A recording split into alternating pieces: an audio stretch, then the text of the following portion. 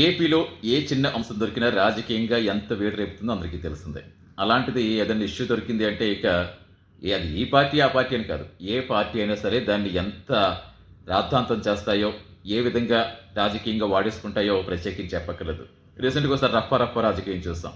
రాజకీయాల్ని ఎంత రప్పాడించిందో తెలుసు. ఇక తాజాగా రీసెంట్‌గా ఏపీ సీఎం చంద్రబాబు సామూహికంగా 3,00,000 మందికి ఇళ్ల పంపిణీ కార్యక్రమం చేపట్టిన విషయం తెలిసిందే.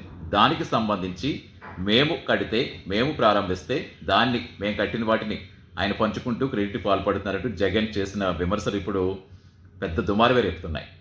ఈ క్రెడిట్ చోరీ అంశం. ఇప్పుడు దేశవ్యాప్తంగా ఓట్ల చోరీని రాహుల్ గాంధీ ఏదైతే ఆరోపణలు చేశారో అది దేశవ్యాప్తంగా ఎంత డిబేటబుల్ సబ్జెక్ట్ అయిందో ఇప్పటికీ కూడా అదే అంశాన్ని ఎంతగా ప్రచారం చేసుకుంటే మనకు తెలుస్తుంది. సో సేమ్ వేలో క్రెడిట్ చోరీ కూడా. సో పబ్లిసిటీ కోసం మరి ఆ మాట ఉపయోగించారా? లేదా నిజంగానే క్రెడిట్ చోరీ అసలు ఏంటి? దానికి సంబంధించి అని ఇప్పుడు పెద్ద డిబేటబుల్ అంశంగా మారిపోయింది అది.